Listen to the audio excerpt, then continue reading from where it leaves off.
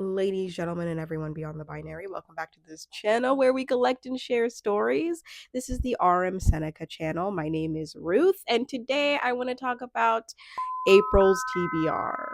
Also, apologies in advance if you hear my cat. She's not dying, she's just an attention whore. Thank you. Since March was boring, March was overall boring, it was a little bit disappointing.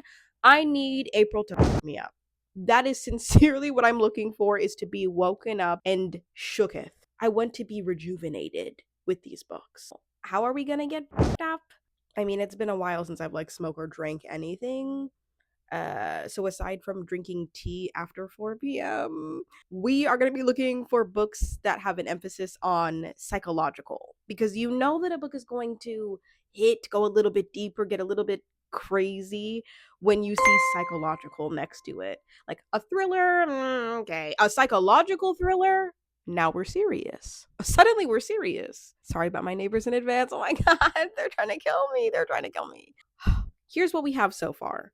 I will be adding to the list as time goes on, because you just need space and time to be able to add to your reading list. But these are the things that I am either currently reading or I'm planning to be reading. I'm currently reading 3 different books, which is unusual. It's typically only 2, like a physical book and then an audio, which is typically nonfiction, because nonfiction, if I'm reading it, feels like textbook. I may or may not be in the middle of my Little Free Library book. If you don't know, I do Little Free Library hunts where I go to Little Free Libraries, I read the book, and then I review it, and that's on my channel. So I'm in the middle of that, and it's a decent book so far. It's just taking a little bit of time. So yeah, one mysterious book that I'm currently reading, I can't give too many details on because you have to watch the video and help me grow. Thanks. Second is a book that a lot of people are talking about right now, which is My Husband's Wife by Alice Feeney. So Alice Feeney is one of my favorite thriller writers. Ironically, I think she's one of my favorite thriller writers that I don't think I've ever given a 5-star. She's kind of just a cozy 3-4 rated thriller, because she's the queen of twists. She's the queen of keeping you engaged and enthralled in the story. And her formula, I think, just hits and stimulates my brain perfectly. My Husband's Wife, I'm 3 chapters in, so I'll just share what I know, because it's not a spoiler if it's less than a couple chapters in. This woman named Eden Fox goes out for a run, and is telling us kind of that she has just recently moved to a new town with her husband. This is set in the UK. She's a career woman. She is a empty nester. She's telling us all about this on her run.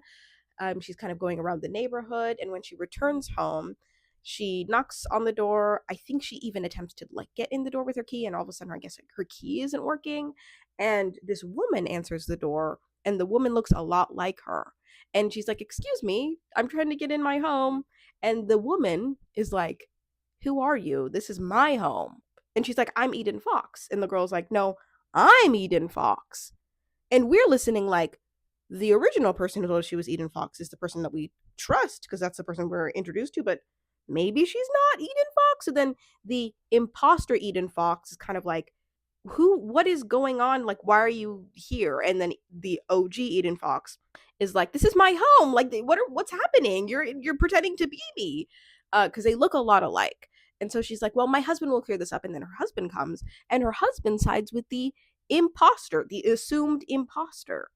And so then the book goes into discovering who is the original Eden Fox, what the heck is happening. And of course, it is a multiple No, it is 2 different POVs, Eden Fox, and then this person whose name I'm forgetting, Olivia something. Alice Feeney. Of course, she got to throw a bunch of people to get you confused, and then it all wraps up kind of perfectly. Leaves you with a little bit of a chill. I think I'm going to be fucked up a little bit by that. Who knows? We'll see. My prediction is that I'm going to give this book maybe a 3.75, just from what I'm reading right now. Second book that is a little bit more serious is a nonfiction book called Primal Wound by Nancy Verrier. This is a book I read and sought out based off of a paper I wrote in college, a 10-page paper I wrote on the mental and psychological effects of what it means to be an adoptee. Primal Wound is based in the education of what happens to a baby when they are separated from their birth mother, creating a primal wound, which then helps to understand the complex behaviors and pain of an adoptee. I read this specifically for my paper, which means I skimmed it and I really was looking forward to like actually sitting down and rereading it and really soaking it in, because when you're writing for a paper and you're getting your resources, there's like no, like I was not able to actually soak the things, and I was looking for the things to put in the thing. It will hook me up, because when you're reading a book that is specifically about your brain functions in a very traumatizing process that is adoption, oh my god, this is gonna leave me broken. I'm gonna be broken. Do we have any adoptees in the crowd? I feel like no, but like, let me know. First thing on our TBR is a book rec that wasn't really a book rec, but I'm reading it nonetheless because I asked my sister-in-law when we were together, what are you reading right now? And she told me what she was reading, and I was like, oh, I'm gonna totally look into that. Even though I didn't ask her like for a recommendation, she just told me simply the book that she was physically reading. People ever ask you like, what are you reading right now? And you tell them, they're like, oh my gosh, I'd love to check it out. And you're like, I can't even co-sign this because I'm currently in the middle of it, and it's not a just know this is not a recommendation. I'm in the middle of it. So I kind of did that to her. Sorry to my sister-in-law. But I think that she was enjoying the book. The book is What Happened to Nina by Dierva McTernan.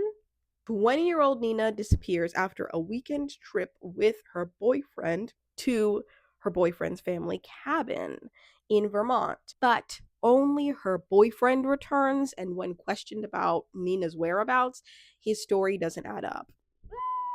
And then that leads to a bitter conflict because the boyfriend's family is very wealthy and is seemingly more interested in protecting him as opposed to like getting down to the nitty gritty. My sister-in-law told me that this is interesting because you kind of know what has happened in the beginning, but it shows the psychology of like how people are going to be spinning out about this. I'm very titillated. I'm hoping this is going to fuck me up. So, second is also a nonfiction read, because nonfiction tends to be boring and I'm not looking to be bored. I wanted to get like a killer nonfiction book that was going to leave me like shook. A Marriage at Sea by Sophie Elmhurst. So, this, of course, because it's nonfiction, is a real story based on young shipwrecked couple at sea. The New York Times says this pairs an adrenaline-fueled high seas adventure with a gutting love story that asks the question, why do we love difficult people, and who do we become in the most extreme conditions imaginable? I'm gonna be dead. Oh my gosh. Okay, like I said, typically I read nonfiction through audio because it's more interesting, but this is one I think I'm going to be able to, if it's available at my library. Oh, if it's available at my library, be able to read physically. Okay, last one on my list. This book called The 10-Year Affair by Erin Summers. Our main character, Cora, meets Sam in a baby group because they are both parents and they have instant chemistry, sparking an affair. The description says this story blurs the boundaries between fantasy and reality. I love to read about an affair. I love to read about marriage.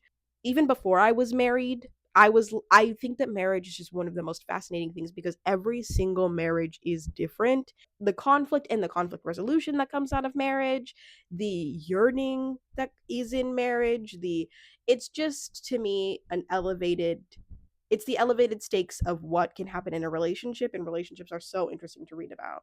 Okay. Also, honorable mention is Yellow Wife, which I know zero about. I just know it's a book that I feel like Sabrina mentioned it one time. Sabrina Reads and Roams. And then I was like, oh, cool. And then all of a sudden I'm seeing it on other people's channels, and I saw it like in a must read New York Times list. And I was like, okay, reticular activating system, when you see one thing one time and all of a sudden you're seeing it everywhere. Wow, okay, thank you for working. that is my April TBR. Let me know what is on your TBR. My next video is going to be my Little Free Library book hunt, and I will let you know my thoughts and feelings on that book. Wherever you are, whoever you are, whatever you're doing, whatever time of day it is, I hope you have a phenomenal morning, afternoon, or night.